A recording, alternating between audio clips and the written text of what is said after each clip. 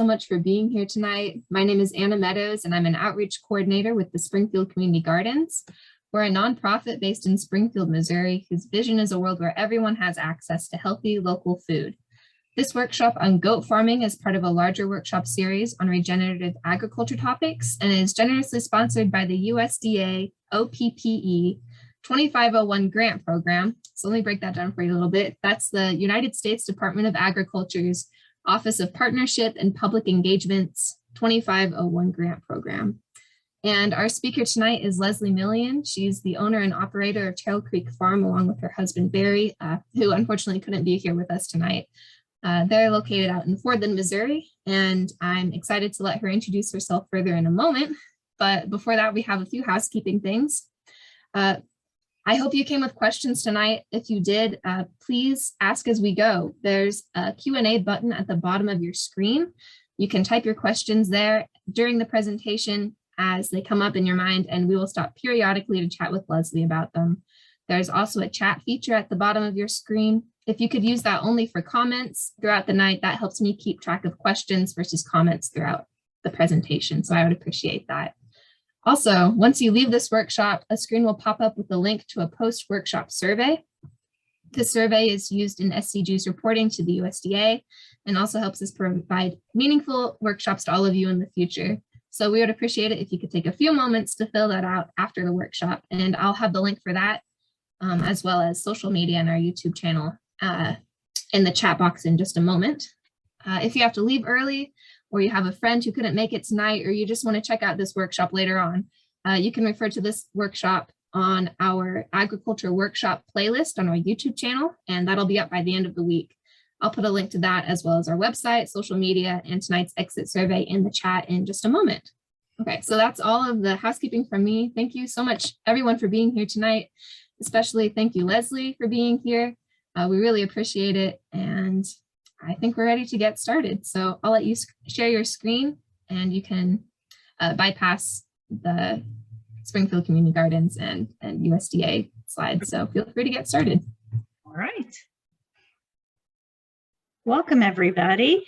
I'm Lesley Million. My husband and I do own Terrell Creek Farm. We make goat cheese and raise goats here. And I am going to, let me get my, hold on just a second. I'm kind of new to this.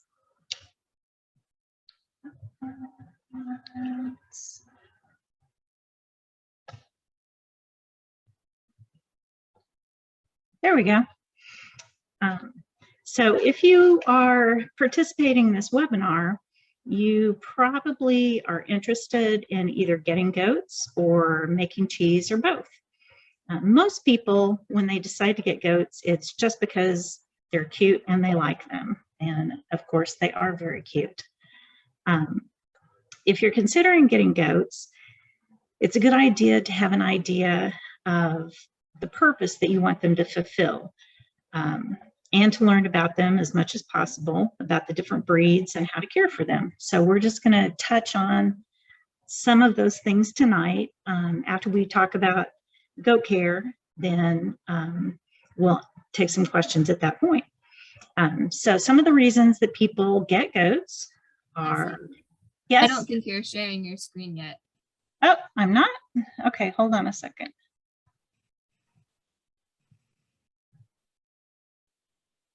Let me see if I can get that there.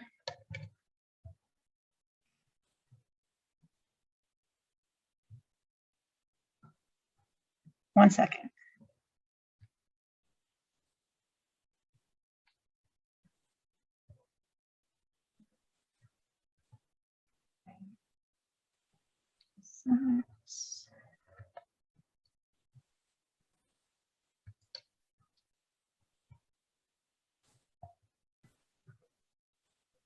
Share screen.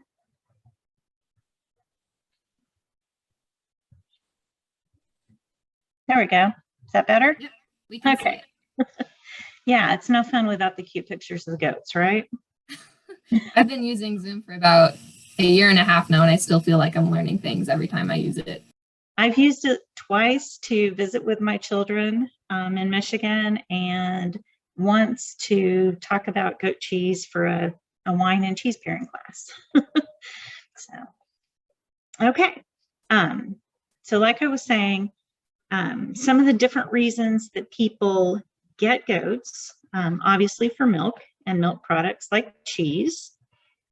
For meat, there are meat breeds. Fiber, you can also spin, make yarn with them. Show animals, pets and companions. People pack with them or pull carts, and some people get them just for brush control. No matter what your purpose is, it's important that you get good goats. And by that, I mean structurally sound and healthy. The saying goes that it's just as expensive to feed a bad goat as it is a good goat. The worst place to get a goat is going to be the sale barn or the auction. That's where a lot of animals with problems end up. People take their culls there.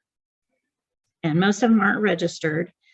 Of course, you can't milk or make cheese from papers, but the benefits of being able to register them, you can get a higher price for the offspring. So that's something that I do recommend. Healthy animals you can usually get from reputable breeders.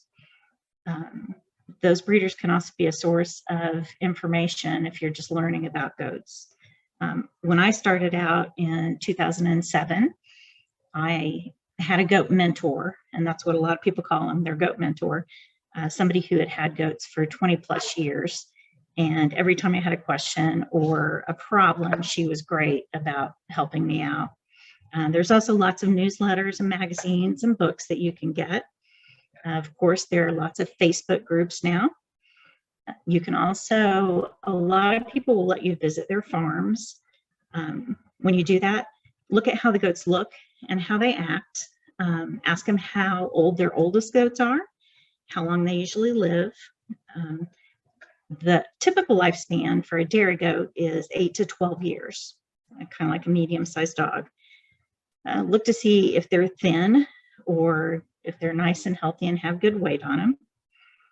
It's also important that they're friendly, that they're not wild, because you don't want goats that, you know, are not personable and are hard to handle. That's not fun for you or the goats. Healthy goats are going to be alert. They're going to have good weight. They're going to be curious. Their feet are going to be well trimmed, and they're square to the ground. They're going to have slick, shiny coats, and their poo is going to be nice, round pellets. It should never be soft and ploppy like a cow's. That usually lets you know that there's some kind of a problem. Some of the diseases that are common with goats are CAE, that stands for caprine arthritic encephalitis, and that is passed through the milk and colostrum. It is only passed to other goats. It's not passed to humans or other animals, but it can cause a debilitating arthritis, pneumonia, hard udders with very little milk, or just chronic low milk production. We'll talk a little bit about preventing that in your herd. You can request copies of tests from breeders. You would always want to ask, you know, if breeders do test their goats for some of these diseases, and ask for proof of tests also. One of the worst things, you know, would be to start out with goats that were sick and have it spread through your herd, especially if you're brand new and just getting into it. Another disease that they can have is CL. It's caseous lymphangitis. It is I practice this word, zoonotic, meaning that other species can get it. It's characterized by abscesses, wounds in the neck and the head region, but they can develop these abscesses on the inside in their lungs, their liver, their kidneys, and their udder, which is how it would be passed through the milk. Another zoonotic disease is brucellosis that you can get from drinking the milk of infected animals. It is not found in the United States right now, but it's something that the state of Missouri has recently started testing for. It causes fever, headaches, fatigue, muscle and joint pain, and abortions. There's also Gianaclis, which is like chronic wasting disease in deer. Another thing to think about when you're wanting to get goats is their structure, their build. You want to get best conformation in goats that you can. A sound goat is a sound goat no matter what breed. One good book that I would recommend if you're just starting out to learn about structure of dairy goats is The Illustrated Standard of the Dairy Goat by Nancy Lee Owen. It's a comprehensive look at the conformation of goats, and it's a very excellent reference. Another way is to just look at lots of goats. Go to dairy goat shows, go to farms if you can. It's important to know what a sound goat looks like before you buy one. And remember that breeders don't usually sell their very, very best goats. They are usually going to sell the ones that aren't the top of the line. Exceptions to this could be a buck that they've had for several years and they've used him a lot, so the rest of their herd is related to him, or bottle babies. Most people like me, I sell bottle babies out of, my very best stock just because I want to keep my numbers, steady. I want to keep them at the same level. Okay, so we're going to talk a little bit about goat care. Like I said before, it's good to find a goat mentor or somebody who has goats and knows about them, has dealt with them for years. There are also goat clubs, books and magazines. As far as their needs, they need a source of clean, fresh water, whether that's a stock tank, a spring, a pond, whatever, but they need clean, fresh water at all times.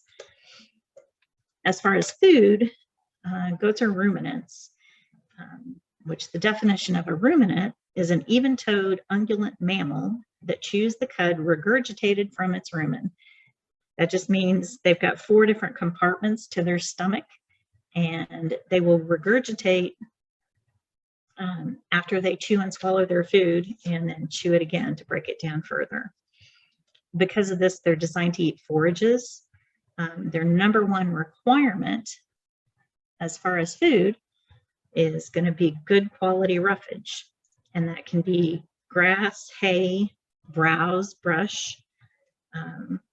They actually do a lot better on brush and scrub than they do just pasture. And that we'll talk about parasites in a little bit. It has a lot to do with that. And it also has to do with how deeply the roots of those plants go into the ground. Plants whose roots reach further into the ground will soak up more nutrients, and goats just thrive on that kind of stuff. So a good hay is going to be soft and green. It's not going to be wet or moldy. It shouldn't have a lot of stems. It should have a lot of leaf. The protein content can vary between 1 to 25%. Goats like really weedy hay, actually. Ideally, it should be cut before it blooms. That's when the protein content is going to be the highest. And I always look for a hay that has a relative feed value of at least 100. That is actually a measure of how well they can digest the value of the feed. Besides hay and browse or pasture, almost all goats are going to need a grain supplement at least part of the time. This is going to be especially true for goats in milk and for growing kids. And then your grain ration can be adjusted based on the quality and the type of the hay. You can get like pre-mixed, or you can also mix it yourself. We actually have a cement mixer, and we buy whole oats, black oil sunflower seeds, non-GMO alfalfa pellets, and mix those together in the cement mixer. But you can buy a premix feed. You just want to make, that's for goats. You just want to make sure that it doesn't have any urea in it because they don't process that very well. That's something that's in a lot of cattle feed. This is a picture of the milking does getting their grain ration on the milk stand. So you need to make sure that they have a free choice loose mineral, and that needs to be really high in copper and selenium. Goats need more of these than other ruminants, and like I mentioned before, that's one of the reasons that they do so much better on browse and brush than they do on pasture. So in hay, you're also going to want to prevent waste. Goats are notorious for wasting their hay or their feed. You want to make sure that you keep it off the ground in clean containers or feeders. You can use a keyhole or some other kind of hay feeder where they have to stick their head in to eat and they can't put their feet in it. So this is our setup inside our goat barn where they can stick their heads in to get to the hay. And we can also clean that hay out and put the grain in the bottom of it. It has a wooden bottom that makes sure that they don't step in it and get manure in it. This will help help control parasites, and it also saves you money by preventing waste and sick goats. Now, there's always going to be some hay that gets pulled out of any feeder and gets wasted. You can tell by this picture, what we do is over the winter, we'll let it build up and it'll provide a deep bedding. And that helps keep them warm in the winter time. You can also use straw or pine shavings for bedding. This brings up housing. They require a dry, draft-free shelter, and it can be open on one side as long as that side doesn't face the direction that the winter wind or storms come from most often. Around here, that would be north and west. So you wouldn't want the open side to the north or the west. They're also, oops, sorry about that. Here's another picture of our setup. This is our Quonset, and you can see they've got plenty of room on both sides there. And then we have our hay in the middle, so we can just walk in there and put the hay from the inside into the feeders. You want to make sure that you've got plenty of space so that the goats that are lower in the pecking order can get away from the bossy goats without running out of the shelter when it's raining or at night.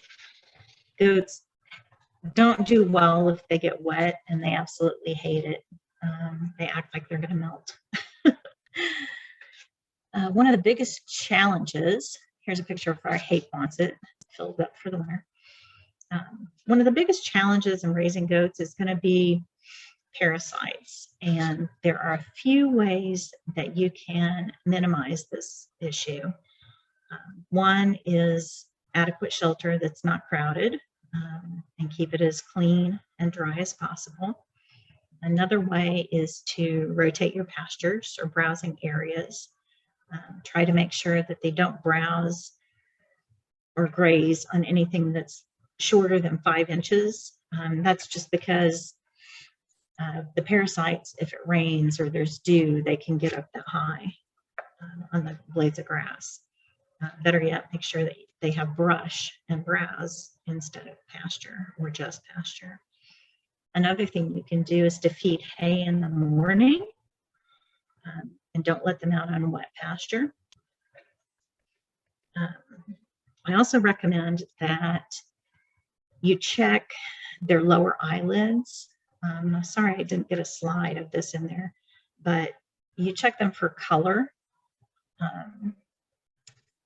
because most of the parasites that are a problem around here are blood-sucking parasites, and they cause anemia. So you want to make sure that their lower eyelids are nice and pink. I also have a microscope and run fecal samples to check for parasites periodically. Another good thing to do is to just watch them. If you spend time with them, then you can notice if they're starting to drop weight, if they're just acting like they don't feel good. This is the biggest factor in catching health issues when they're small before they become critical, or catastrophic. And if you're spending time with your goats, you know what's normal for them. Much like human toddlers, you want to remove hazards because they're very curious and they can get themselves into trouble pretty easily. They will chew on and swallow things. They don't really eat everything, but they're curious like little kids are, and they put things in their mouth that they shouldn't. So they can swallow things accidentally that can hurt them. They can also get cut or injured on sharp, rusty objects. I recommend that if you're going to have goats, that you find a good veterinarian that you can call. Make sure that you know symptoms of different conditions and diseases that they're prone to. Normal goat temperature is around 102 to 103. Learn first aid. It's very similar to human first aid. Keep a well-stocked first aid kit, as well as medications and dewormers. There's some good books that I recommend. The Goat Health Handbook by Caprine Supply. Let's see, the next thing that I wanted to talk about is livestock guardian dogs. Since goats are small and they're herd animals, they are subject to predation. Most often around here, you would have issues with coyotes or neighbors' dogs. And livestock guardian dogs are invaluable. As you can see, our Anatolian Shepherd in the background there, that's Pimby, goes out with the goats when they go out to browse or out in the pasture. There's several different breeds of livestock guardian dogs. I don't necessarily think that one breed is better than the others. I like the Anatolians because they don't have the thick fur that some of the other breeds, like a Great Pyrenees, do. So they don't require as much grooming, but they're still very, very cold hardy. Pimby will sleep out in the snow. A lot of times, by choice, even though she has a dog house and a dog door to be able to get into the barn where it's heated, but she likes to stay out with her goats. Another thing is fencing. I'm sure you've all heard about how important fencing is for goats. And it's true, but they really are not going to try to get out unless they don't have something good to eat. If they're out of things that they want to eat on one side of the fence and there's a lot of really good green stuff on the other, that's when you're going to have the most problems. What we have here is electric cross fencing, and we have the pasture areas divided into 4 different lots, so we can rotate them.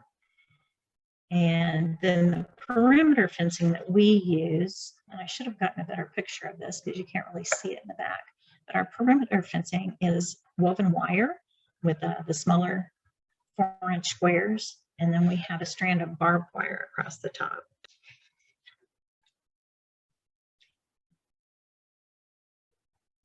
Okay, let me see. That is about everything I was going to talk about as far as goat care and goats. We'll get into milking next, but we'll stop here and ask if anybody has any questions. So we have some questions. The first one is, how often do you deworm goats, and is there a safe deworm lactating? Is it safe to deworm lactating goats? So I don't recommend doing them on a schedule. I recommend using the FAMACHA score. You can look that up online. It was developed by a doctor named FAMACHA. It's basically looking at the lower eyelids to make sure that they're pink. And if they're pale or they're white, that's when I would deworm. I also run fecals, to check for parasite eggs before I deworm. I don't do it on a schedule. There are several dewormers that people use for goats. Very, very few of them that are labeled for goats. But if you're working with a veterinarian, they can steer you towards which ones they recommend. And goats will also get resistant. That's one of the reasons that we don't do it on a schedule, because those parasites will build up a resistance to the dewormers pretty quickly, especially if they're used over and over and over. Right now, we use ivermectin. I know you've heard a lot about ivermectin recently, but it's been effective for barber pole worms here on our farm. And we will do 3 doses 10 days apart on individual animals that need to be dewormed. My veterinarian has given me a list of recommended withdrawal times, and you can find those usually online too for milking. So there is a time period that you do have to withhold the milk if you're giving dewormers. Some of them you have to withhold longer than others. Like I think Valbazen is, I believe it's 14 days. And Valbazen is also one that you can't give to pregnant does. So. Okay. All right. The next question is, how much maintenance is your space to maintain weekly and monthly? The space for the goats, I guess they're asking. The bedding. The bedding. Usually what we do in the warmer months like now is we take the tractor in and we rake it out every 2 or 3 weeks is usually fine. In the wintertime, I just let it build up and let it get really deep, and then we'll clean it out at the end of the winter. We do have, because we have so many goats and we have a large Quonset building for them, we use a tractor to clear ours out. Very good. All right, next question. Can you share some examples of some hazards to remove? Yeah, like piles of fencing or barbed wire rolled up in a ball and left out, old fences that haven't been completely removed. I had a horse get tangled up in one of those that I didn't even know we had when we first moved out here. Like any kind of car parts, rusty car parts, stuff like that. Even boards, piles of boards can be hazardous for them if they start climbing on them. They can break legs and stuff like that. It's really any object that's sharp or falling hazard, anything like that. Yep, that makes sense.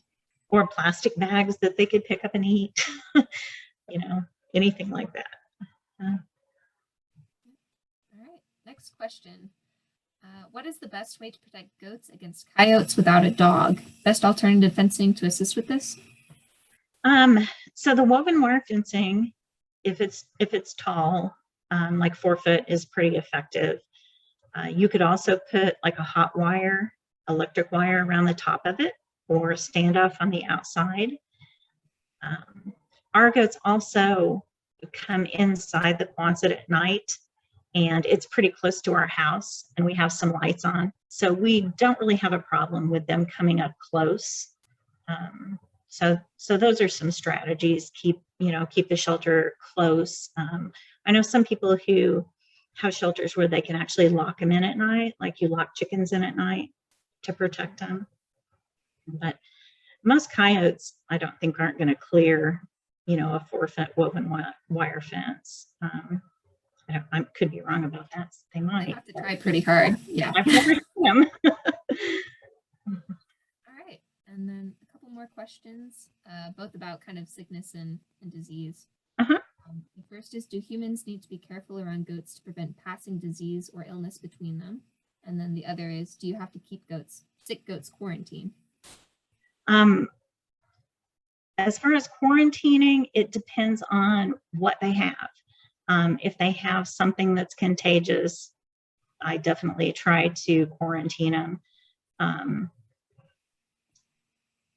As far as humans passing things to goats, the only thing that I know of that humans can pass to goats is like sore mouth and ringworm.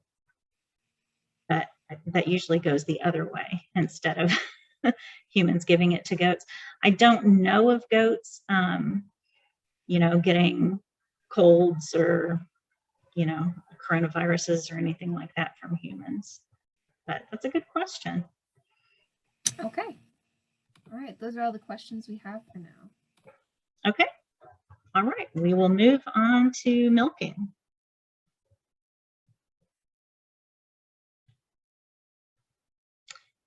Okay, so if you're not familiar with terminology as far as goats, the does are the females, bucks are males, just like deer. The babies are kids. The does have to be bred to a buck and have kids to produce milk. Their gestation is 145 to 155 days. And I recommend doing planned pen breedings so you'll know when to expect kids. That way you can be there in case anything goes wrong. This is a picture of one of our bucks.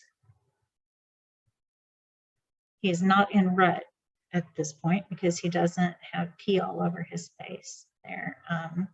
If you've ever been around a male goat when they're in rut, they go into rut just like deer in the fall. They're seasonal breeders. They are pretty gross. They pee on their faces and they smell and they make all kinds of obnoxious noises at the does. But after about 5 months, you get 1 to 5 cute little babies like this. Typically, a doe will have 2 to 3 kids per birth.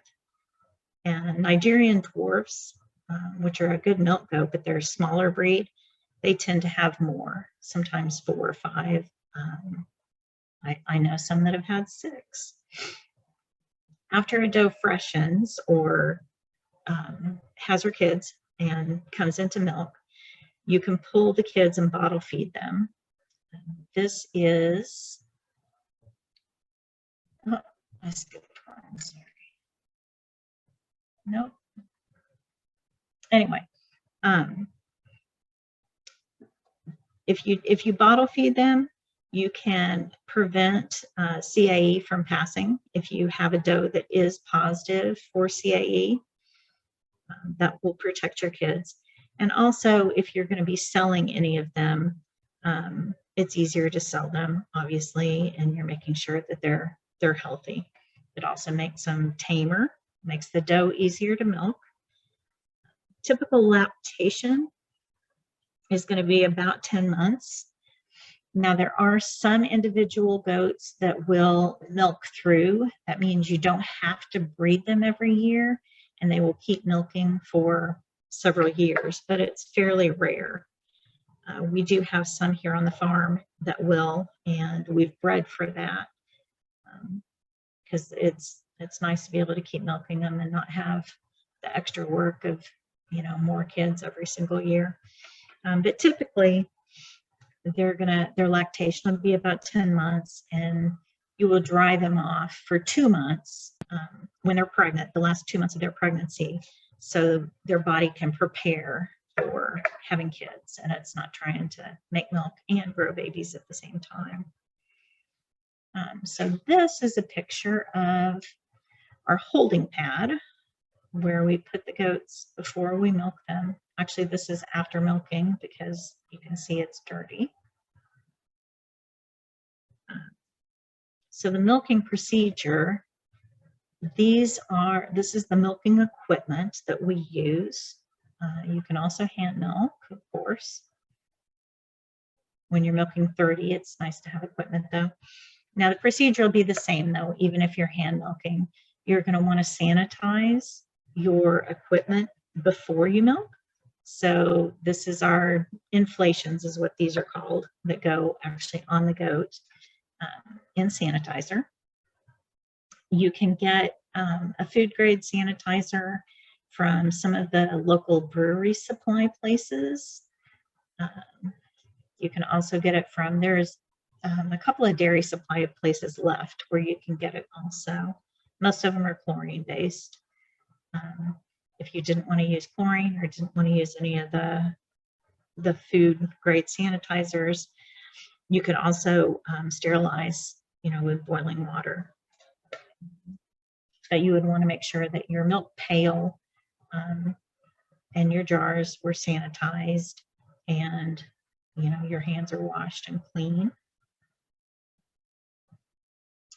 This is like our milk pail, the funnel that we put the milk into the bulk tank with. But you can get these pails, stainless steel pails for milking. This is our setup in our milk room. The stanchion where the goats get up, and you can see that there are 4 head holes up there. They put their heads through there, and their feed, their grain is in the buckets in the front, and we use the head gate to lock their heads in. And then these are bucket milkers that we use with a vacuum pump to milk them from behind. When I hand milked, we had just a little wooden stanchion that had a head gate on it, the same thing, that I'd sit beside them and hand milked. When I got up to 12, I decided it was time to get some machines. Another view of the stanchion with the milking equipment. Here the goats are with their feed in front of them. Obviously, there's no feed in there right now. They must be done, or they wouldn't be looking at us. Here we go. You can see the head gate's locked there. Here's a close-up of the inflations.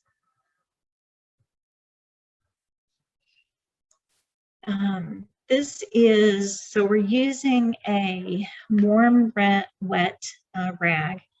We use just a drop of Dawn dish soap and a drop of rosemary oil to just wipe off any dirt and debris, loose hair before we milk. This is a pre-spray that we spray the teats with. So the whole structure is the udder, and then the teats are, the 2 teats are where you actually get milk. They have 2, work cows have 4. So this spray is a lactic acid based spray. And if you're hand milking, at home, you could just use the wash really well. You want to make sure that they're dry before you start milking them. So we use individual dry paper towels to dry them. And then bacteria will always kind of settle down in the end of the teats. So you want to take out the first couple strips of milk, and that's to get that bacteria out of there. You can also check for any kind of clots or blood or any kind of problems that would lead you to believe that the goat could have mastitis. So this is a strip cup. It's got a little screen on the top, so you can see if there's any clots or flakes. And then here we are putting the inflations on them. Here's a closer view of that. So these have a pulsator that will pull suction for 50 seconds and then release for 50 seconds. So it mimics the sucking that a kid would actually do on the teat.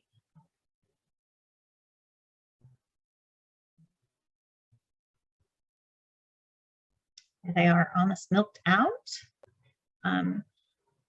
This is a picture of Greer hand milking, milking into a pail. And we usually will finish up with hand milking just to make sure that they're used to it, especially if it's a goat that we may, be selling. Because most of our customers who buy goats are just homesteaders who will hand milk. This is the post dip. So it's an iodine-based dip. After you milk goat, you open up that opening in the teat, and it stays open for about 30 minutes. And you don't want them to go lay down in the dirt and bacteria to get up in there and cause mastitis. So it's important to dip them afterwards. You can make your own with just plain iodine and vegetable glycerin. So the glycerin, it makes it a little bit thicker, so it coats the teat and stays on there better. And what we get is we buy it in 15-gallon drums from the dairy supply. It's hand milking some more. Up close teat dipping. And you can buy these little squeeze teat dip cups like this, or you can just use a regular cup, or some people use disposable Dixie cups. Goats like treats, so here Greer is giving Suki a peanut as she goes out the door. We always give them a treat when they step out the door. It's a way to get them out and also, reward them for a job well done. Our goats like peanuts, and they like animal crackers too. Afterwards, it's important to wash your equipment well. We use a dairy soap that is very alkaline, and then we use an acid rinse. If you're just washing your milking equipment at home, I would recommend like Dawn dish soap that's going to cut that fat deposit really, really well. And then I would recommend like a white vinegar rinse. That'll help cut it also. And that keeps you from building up a milk stone that can harbor bacteria. If you just rinse your equipment and you don't use some kind of an acid rinse on it, eventually you're going to get a milk stone buildup.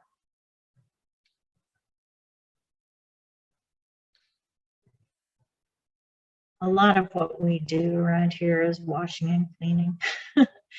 So this is our bulk tank. It's really important that as soon as you're done milking that you cool the milk down as quickly as possible. So our bulk tank will do that very quickly. Within like 20 minutes, it'll have it down below 30. When I was milking by hand just for fun and just for our family, I would put it into sterilized half-gallon jars, and then I would put those jars down in ice water in like a camping cooler and move them around and swish them around, agitate them some. It's important that you cool it down, just as quickly as you can. That's going to give you a lot higher quality of milk. Like I said, going to be a lot less bacteria. It's going to taste fresh and sweet and not have that goaty smell and flavor. That usually comes from either not being clean enough when you're milking or not cooling the milk down quick enough.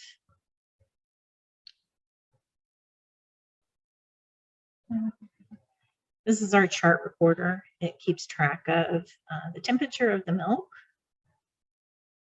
Make sure that it stays at the right temperature. Okay, so that is all about the milking procedure. Does anybody have any questions about that part?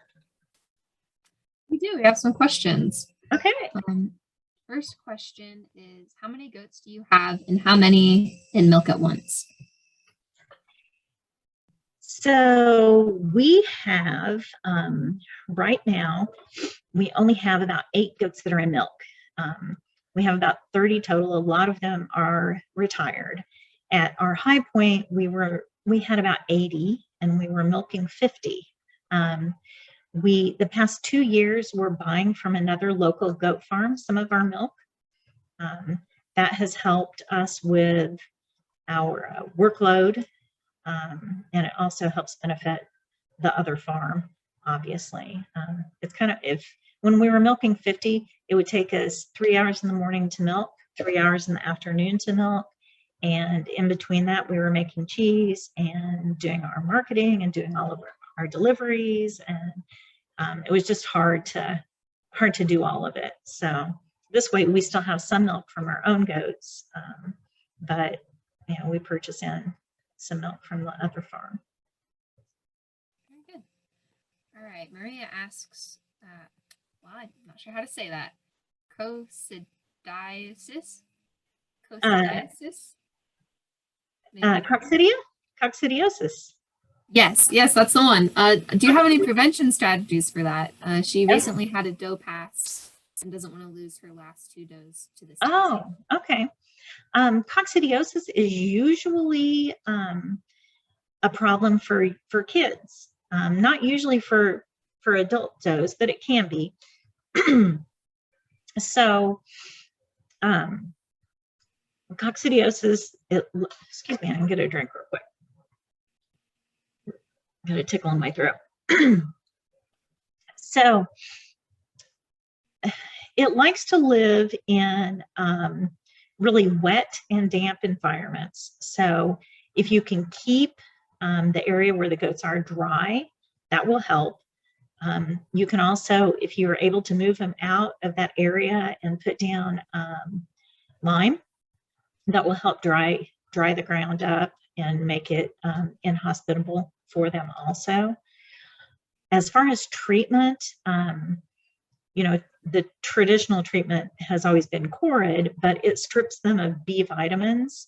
So if you use that, which I haven't found it to be terribly effective, you have to make sure that you're giving them extra B vitamins, usually with a shot to keep those B vitamins up. One thing that is I have found to be really effective for coccidiosis is plain old cinnamon. They hate it. You might be able to mix it with molasses and get them to eat it, but I make it into a paste and put it in a spoon and actually put it in their mouths and hold their mouth shut until they swallow it. And depending on like for a kid, I give them like a half of a teaspoon of that once a day if they're having problems. And you can give it, it's cinnamon, so you can give it as much as you want, as much as you need to. But I found that to be really effective. All right, very good. Another question, can you put, Maria says, I've tried cinnamon. It did surprisingly work, but the doeling later relapsed and passed. So it worked for a little bit and then not so much. Yeah. Yeah, some people will give it, I've done it as preventative also. If you're able to, you might try to move them to a different area and then try the cinnamon as a preventive. There is also a product that is labeled for horses called Tortrazerel that you can use for coccidiosis. You would want to be really careful about and if she wants to like private message me later, I can give her dosage on that. But they did have a bad batch that came out last year that some people had some problems with. So I have an older jar of it, and it is effective, but it's labeled for horses, not for goats. But I have used it, and it is effective. Okay. All right. Next question is: can you put a milk bucket into a larger milk bucket of ice and milk straight into that? Absolutely. You sure can. Okay. Next question. Let me take a look at it. What has been your ideal number of goats? I think the number that we're at right now is good as long as we're able to buy in, milk for us, for our business. If I was just doing it as a hobby and it wasn't my livelihood, I would probably keep my herd around, I don't know, 8 to 10. So it depends on, you know, what your goal is and how much land you have. Okay. This is in response to one of the previous questions. Uh-huh. This is Marquise, question mark. I've heard of it. It's a 1-dose preventative, but it also is fairly expensive, and all of our vets haven't been able to sell it because it's for horses. So it's labeled as for horses. Now, there are so many things that are only labeled for cows or horses, but you can get most vets to prescribe it to you because there just aren't very many options for goats. So if you have a good vet, most of them will work with you and will prescribe things for you that are off label. All right. A couple more questions, and we'll keep moving. The next question. Okay. Says, so a little bit of background. I'm doing a community garden on my family's property in Ozark. I want to have goats because they're cute, but also for education and brush controls. What is something that's not super time consuming that we could have the goats for to make money to help fund the garden?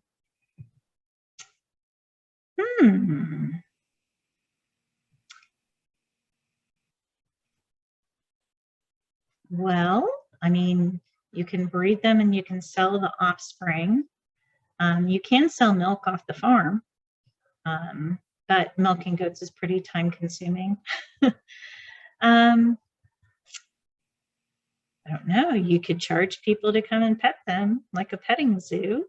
One thing that we don't have in this area that they do in some other areas around the country are like rent-a-goats, where people will take their goats and will charge people to put up temporary electric fencing and clear brush.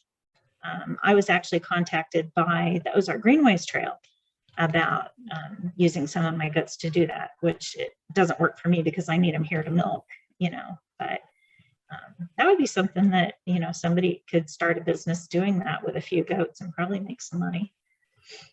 That's interesting. Yeah, I hadn't thought of that. Yeah, I mean, you could also get cashmere goats and you could shear them and sell the wool. Could make some money that way. Very good. All right. There's a comment. I want to do goat cuddling. I think that's a good idea. Goat cuddling? Yep. Yeah. Okay. Can you keep goats, and we may not know this, but can you keep goats and sheep in the same enclosure? You can. The only thing that you have to worry about with having goats and sheep together is goats require, this is something I think I may have forgot to mention, goats require a lot of copper. So you need to have like a loose mineral for them that has a lot of copper and a lot of selenium in it. And sheep can't have much copper, it's toxic to them. So you'd have to figure out a way to get, you know, enough copper in your goat's diet without the sheep, you know, getting into the copper. You can use copper boluses, which are like a pill that you have a bolus gun that you know, put it in the back of their tongue and force them to swallow it. So if you bolused them with copper, you could keep them in the same pen without any problems. Interesting. All right. Last question before we move on. It says, how do you train a goat to be led with a collar? Start out when they're young, and yeah, much like leading a dog on a collar, just put it on them. And some people I know will, like when they're kids, will actually put a collar on them and then clip them or tie them to a fence, and they just get used to not fighting and not pulling on it. We put collars on ours when they're pretty young and just, you know, get them used to being led around that way. If you wait till they're adults, it's a little harder, but you can still train them. All right, very good. Those are all the questions we have right now. Okay. we will move on to cheese making.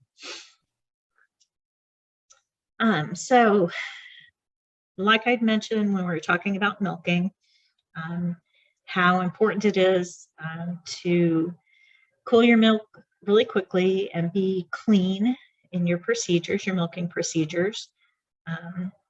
If you're making cheese, it's only going to be as good as the milk that is used to make it is. So you want it fresh, you want it, cool down really quickly, you want it clean.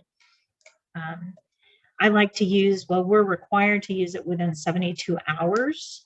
We can hold it in the tank for 72 hours before we make cheese. But I like to use the milk no more than 2 days old is my preference. It just makes a lot better cheese. So this is a picture of our pasteurizer and cheese vat. We call her Bertha.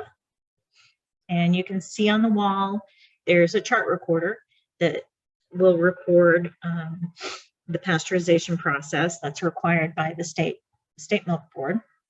It also has an agitator, a paddle in there that will continuously stir the milk so it maintains an even temperature as it heats or as it cools. We also make cheese in the same vat. We pasteurize it and then we cool it down and make cheese in it.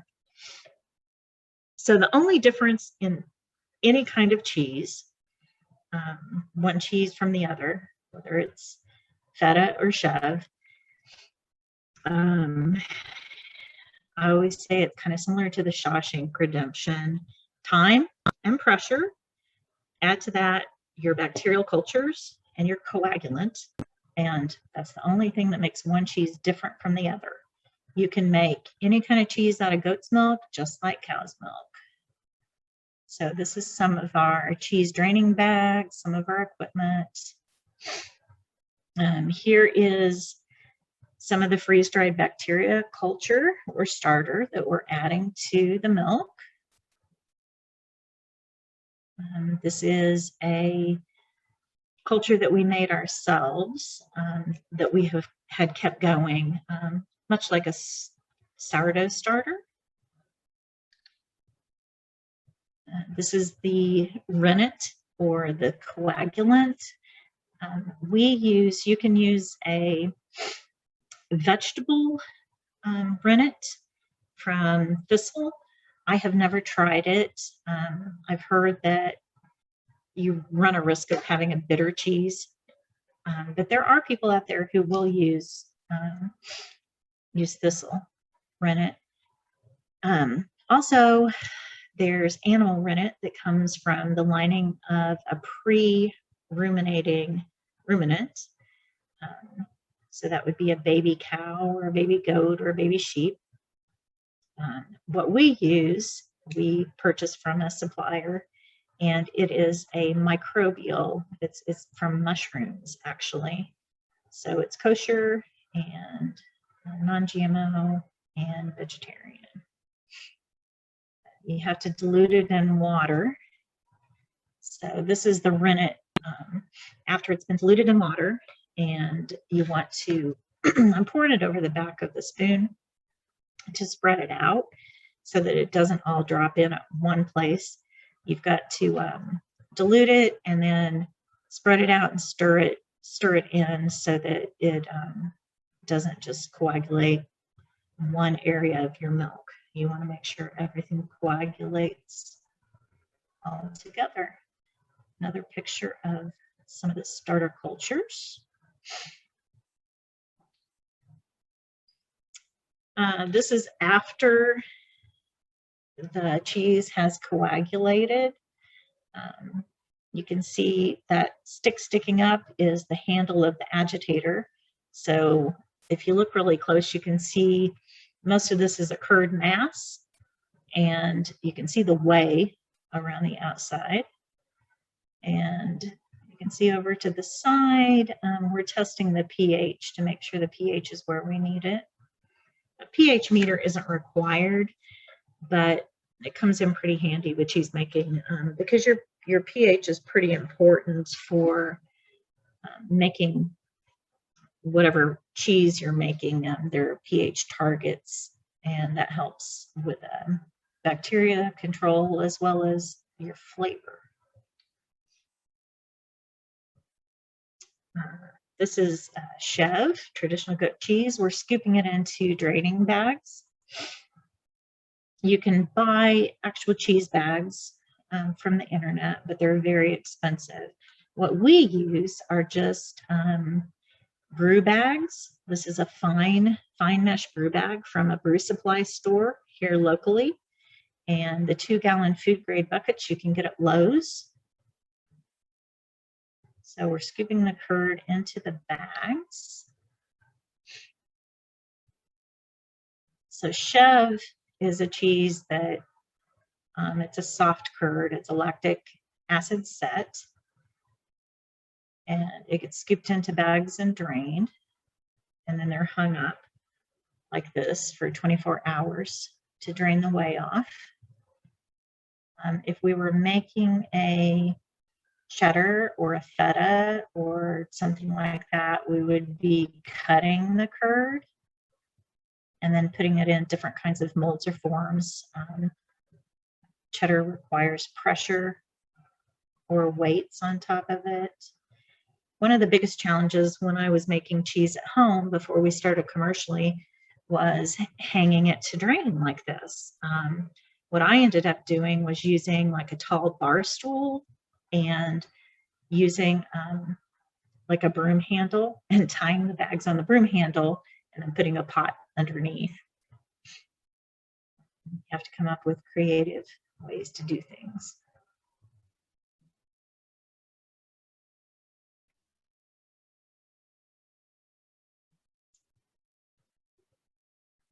Let's see if we have some pictures of.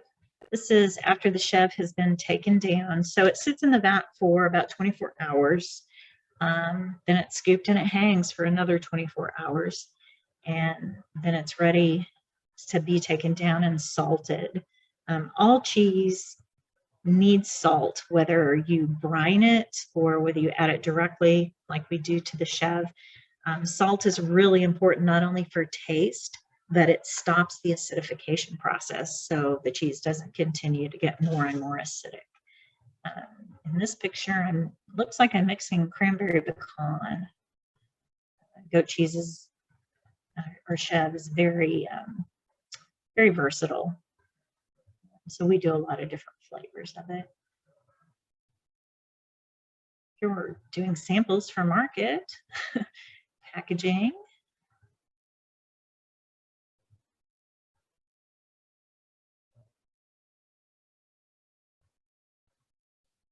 As you can see, our make room gets kind of busy sometimes. Here's a picture of, this is a cheese. It's either a feta or a queso where we have cut the curd. You can see the curds floating in there in the whey.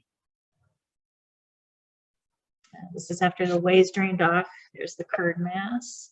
So these will be going into molds and salted. Here they are draining on the mats.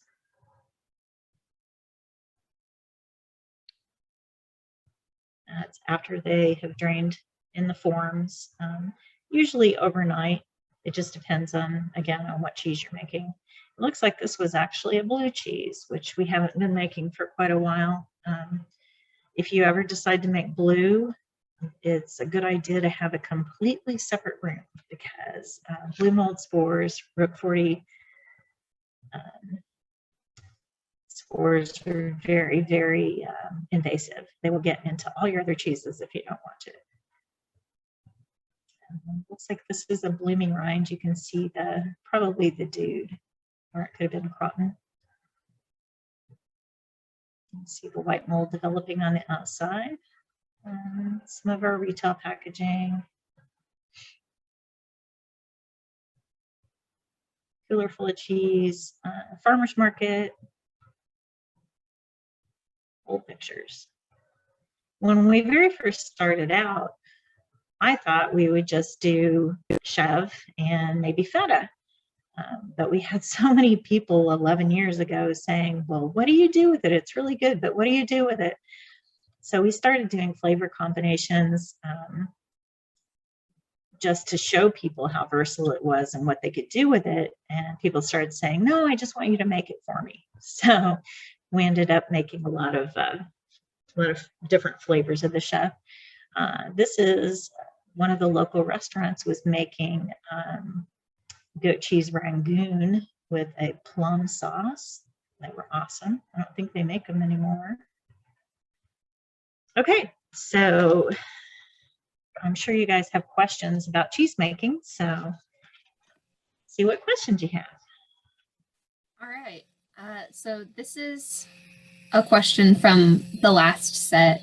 Okay. Do you have a specific kind of collar that you recommend for kids? Okay. So we use, on some of the pictures of the goats, you saw the plastic chains.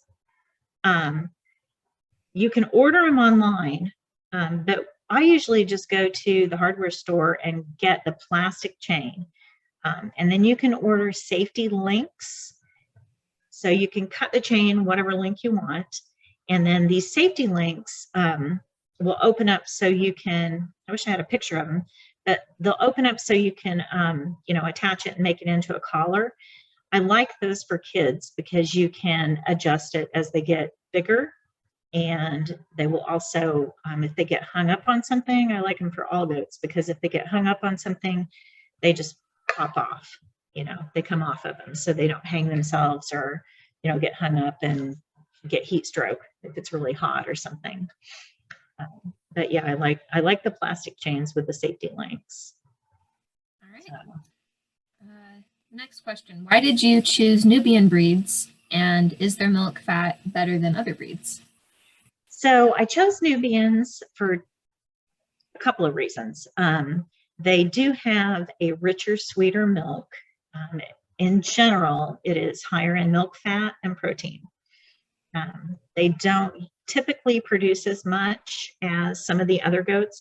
We do have a couple of Alpines and a lot of Alpine Nubian crosses.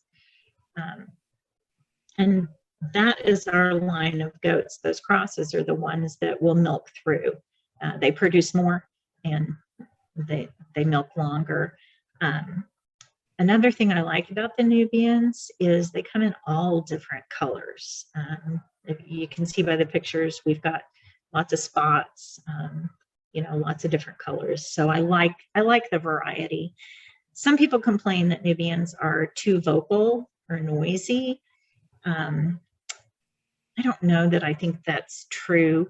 They are just more people-oriented, so they want your attention. So, which I like that. I mean, I like goats that are really friendly and curious and want to be involved with you. I like our Alpines too, but they're a little more independent and they're definitely pretty smart. Like our herd queen is Alpine with just a little bit of Toggenburg mixed in. And if it doesn't require a thumb to open it, she will open it. So she's very smart. She's on it. Awesome. Cool. What is citric acid in regards to cheese making? Citric acid is going to be like your culture. It raises the pH, or it lowers the pH. It's going to make it more acidic. So it's similar to culture. It doesn't impart as much flavor as some of the freeze-dried cultures, but yeah, it's used in several different, fairly simple cheeses that you make.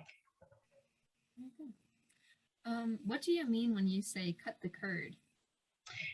Okay, so after you add your coagulant, your rennet or whatever you're using,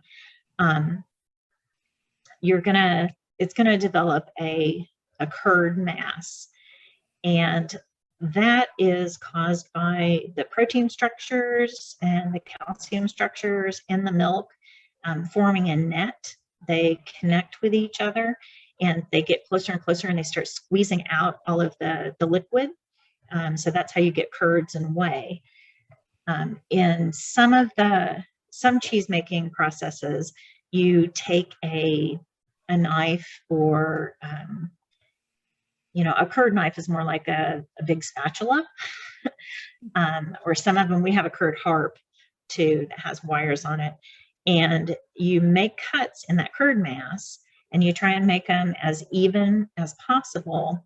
And what that does is it creates more surface area, so the protein and the calcium net can, squeeze more whey out of the cheese, out of the curd. All right. Do air pockets cause molds, and should we be pressing it in the mold to prevent this? Air pockets don't necessarily cause mold, but it does provide a place where mold can grow if it gets in there. It just depends on the kind of cheese you're making. If you're making a cheese, like a cheddar, that is typically not supposed to have holes in it, then yes, you want to press the curd down in there so that you don't have those mechanical holes in there. One way that helps prevent that, getting those in, is instead of scooping the curd out into your mold, take your mold down into under the whey, and put the curd into the mold when it's underneath the whey, and then use your hand to put it in, and press it in underneath the whey, because that whey should still be warm, and by keeping the curds warm, that helps you get all the air pockets out of it, doing it that way. But like a feta, usually naturally has some, mechanical holes in it. So that's something you really don't have to worry about. But feta is really salty, and it's not gonna mold much. That's true. All right. How many goats would you recommend for a new goat owner to start with? So goats are herd animals. You have to have at least 2. They need a companion. Otherwise, they're going to be lonely. They're going to be sad. They're going to get in trouble. I would recommend starting out with just a couple. Just start out slow. It's super easy to build your numbers up, All right. Do you save your whey? We trade our whey to a local hog farmer, and they give us pork products. So it's really good for feeding to hogs. It's also really good putting on your pastures or on your garden. It'll add calcium, and it helps. There's some studies that say that it helps aerate the ground. If you spray it over your pastures, that it's really good for the beneficials in the soil. Some people also use it to make bread. They say it's really good for bread making. But yeah, we trade it. We don't have time to do anything else with it. Yep.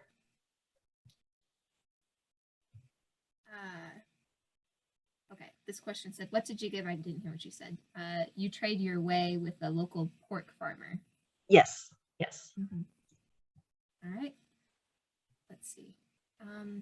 So the type of cheese is dictated by the ingredients versus just a straight goat cheese. Is there a reference for utilizing the Nubian cheese for other flavors? I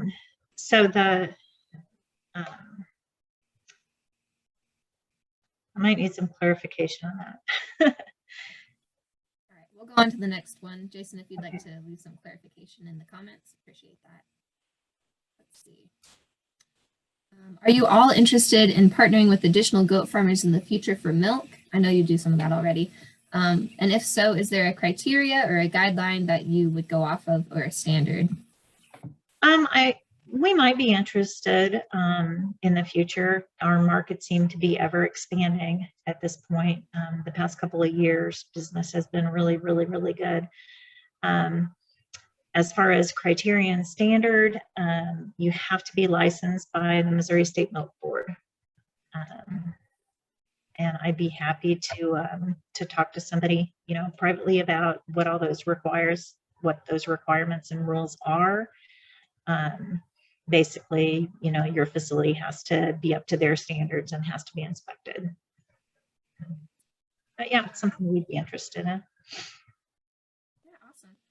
How strict are laws for owning and farming goats? There really aren't any. I mean, the city regulations, you know, might prohibit you from having goats inside city limits, but as far as, you know, having goats out in the country, I don't think there's anything that prohibits you from having as many goats as you want. Are most of the laws mostly for like selling like cheeses or milk or that kind of thing to the general public? For selling products. So in the state of Missouri, you can sell milk directly from your farm. You can sell raw milk directly from your farm, or you can deliver it directly to the customer. And their reasoning for that is the customer has the opportunity to come to your farm and see how healthy your animals are, and how clean you are in your milking practices.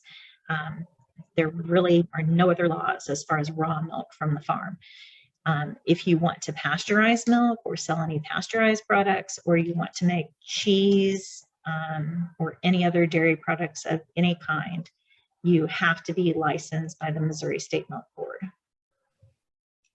And most of those rules and regulations have to do with the facility. They have pretty strict standards for your facility and your equipment. All right, we'll do one more question, then we'll keep going on in the presentation. Is there a recipe book or a website or other informational source that could provide the ingredients needed for the different flavors or types of cheeses? Oh, okay. So is this the same person that was asking about? Yeah. Yep.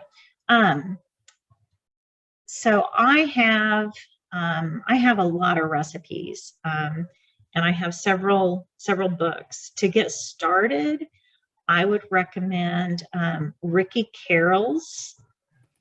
It's Rikki, I think. Ricki Carroll, Carroll.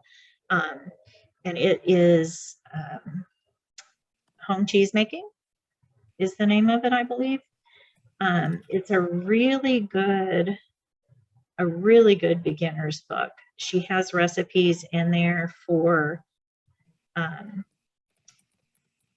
all kinds of cheeses, and it's a really, it's Home Cheesemaking by Ricki Carroll. It's Ricki Carroll.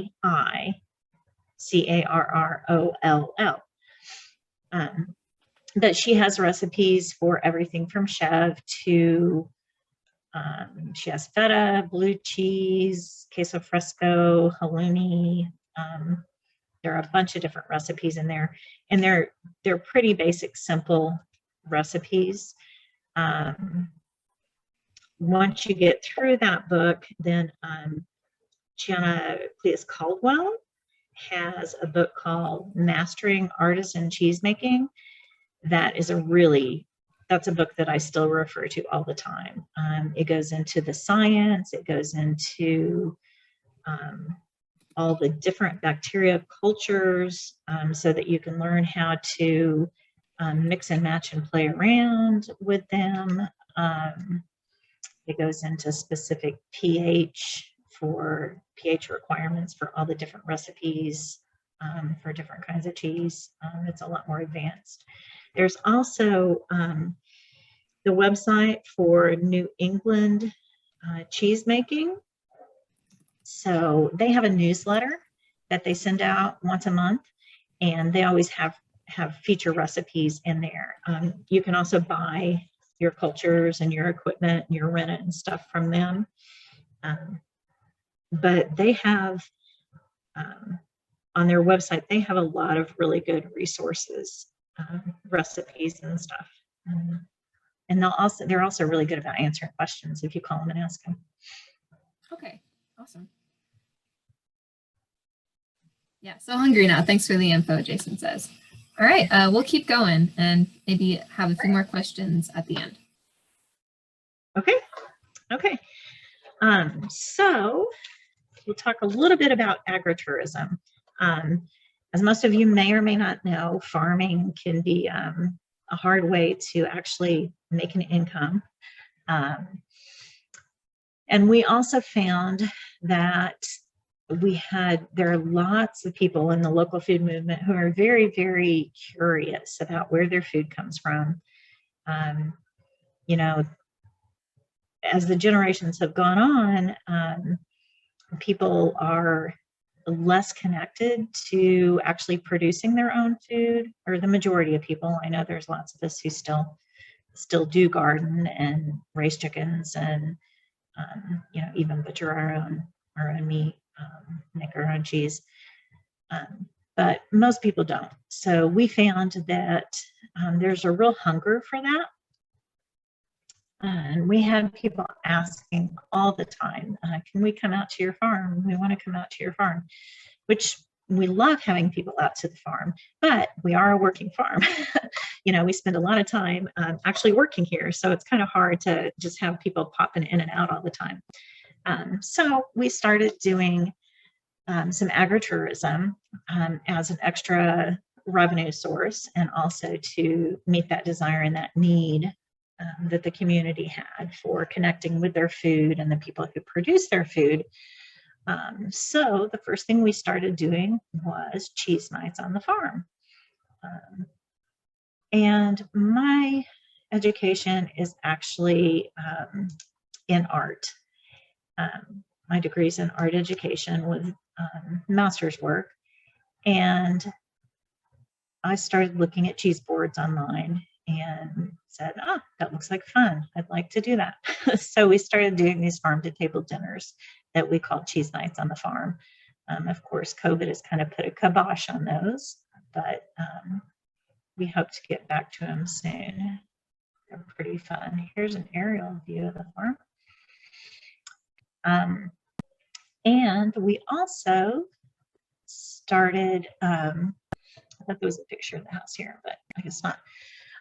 We also started Airbnb-ing our house and renting it out. And it's been very profitable for us. There's a lot of people who want to, escape to the country and spend time with the goats and walk around the farm. So that's something that's worked really, really well for us also. We're in the process of designing and building a couple of more small little cabins here on the farm, so we have more flexibility, so we can stay in, the house or one of the cabins, or like right now we're staying in our RV. But having a couple more cabins that we can rent out will give us more flexibility and more income. We also do hip camp, which is kind of like camping, similar to Airbnb, only it's camping. And that's been pretty good too. We have usually, I don't know, maybe 10 or 12 weekends over the summer filled up with people who come in and camp. Yeah, so does anybody have any questions about the agritourism aspect of it?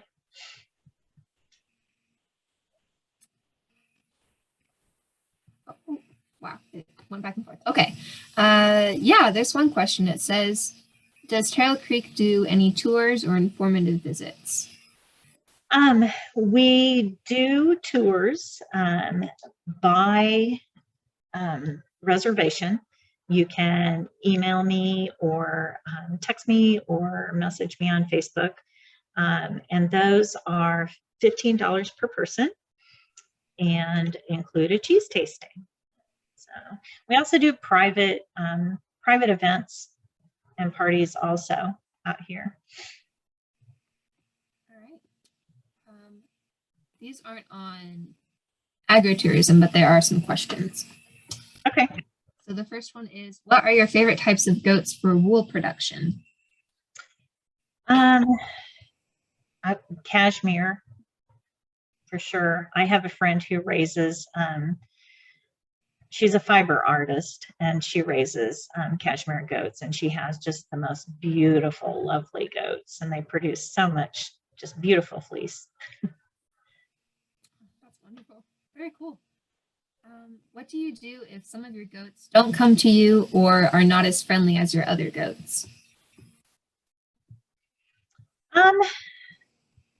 Most of our goats are very friendly. We've bred for that.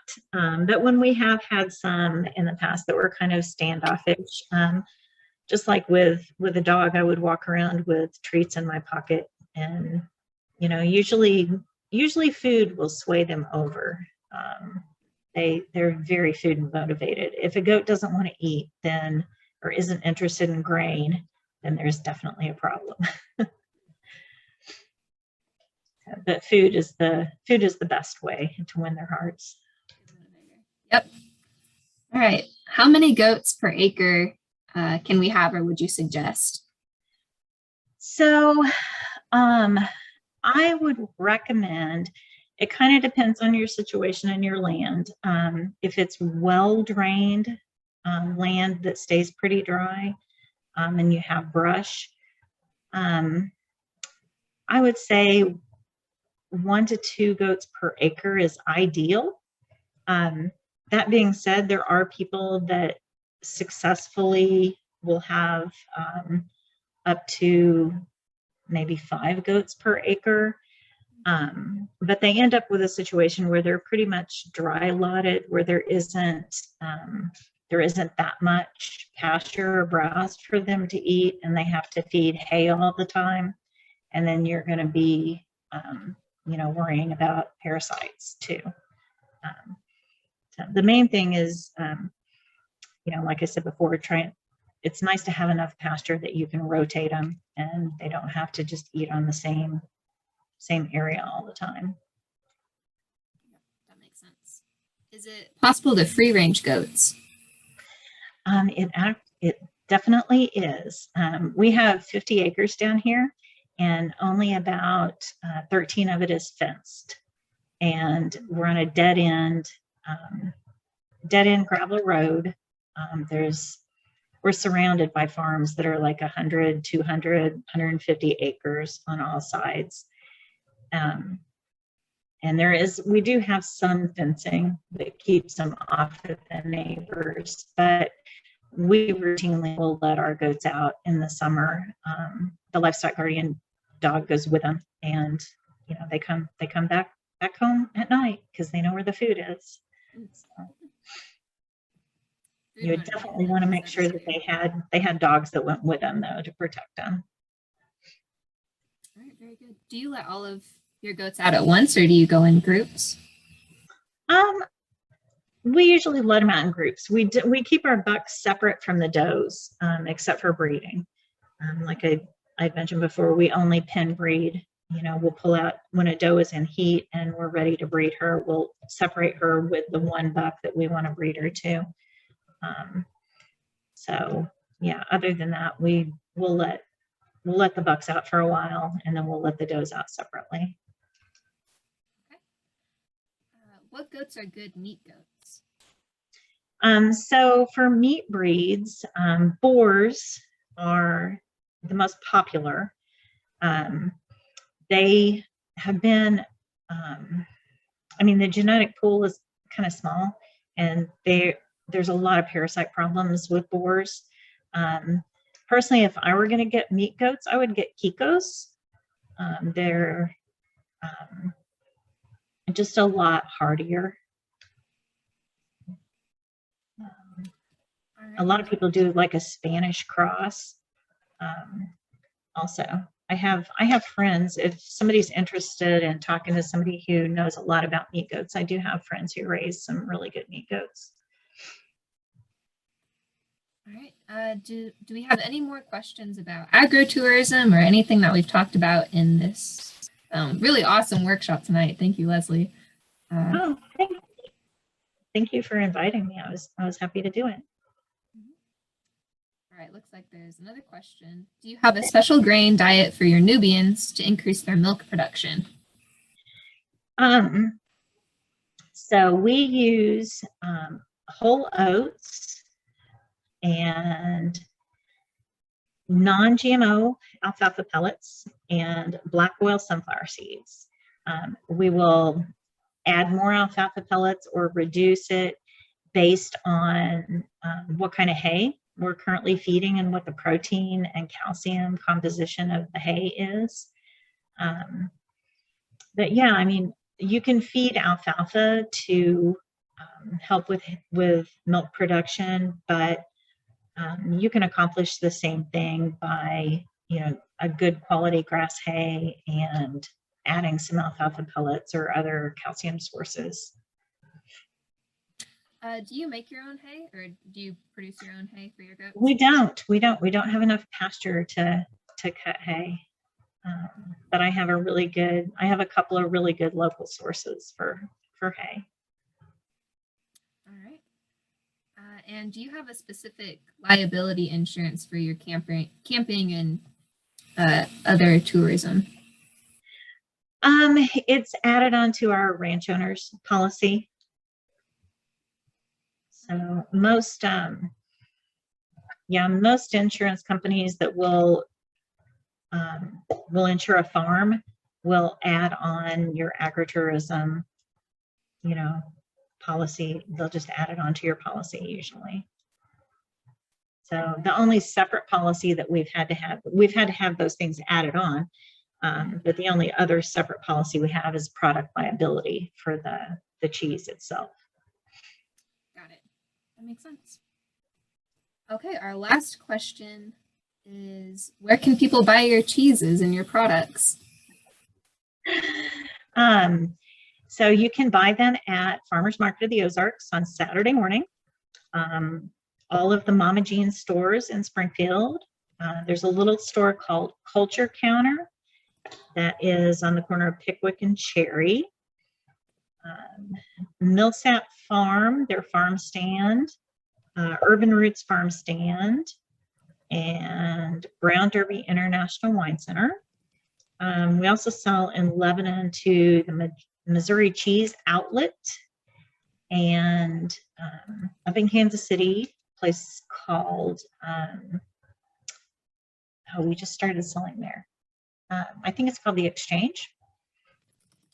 And then in Columbia, we sell to the Root Cellar and Moser's on Keene Street. All right. Oh, and the Meat Shed in Oklahoma. Meat Shed in Oklahoma. Good to know. Very good. And is there a good way for people to contact you? You mentioned a few times throughout if they had any questions or to get in contact with you. Yeah, they can message me on Facebook through our Terrell Creek Farm webpage, or they can email me at terrellcreekfarm@yahoo.com. Okay, I'm putting all of that information in the chat box for anyone who wants to copy and paste that for future use. Great.